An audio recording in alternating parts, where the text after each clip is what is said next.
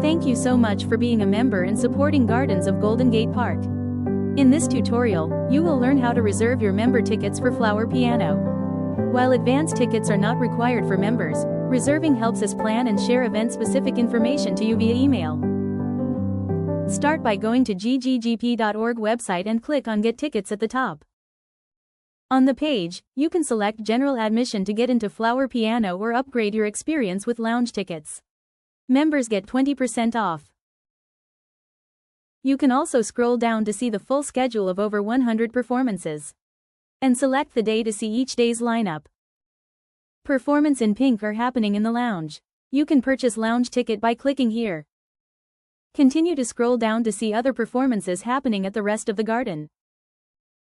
When you are ready to reserve your ticket, click on Get Tickets here. On the ticket page, go to the top right-hand corner and click on Login. Enter your member login username and password. If you are not sure about your member login details or have any issue, please contact us.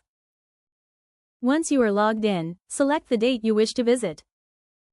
Select the total number of people visiting and click on Add to Cart. You will see your member discount is automatically applied. Click Next. Scroll down to confirm your contact information. We hope you will consider supporting Flower Piano with a donation.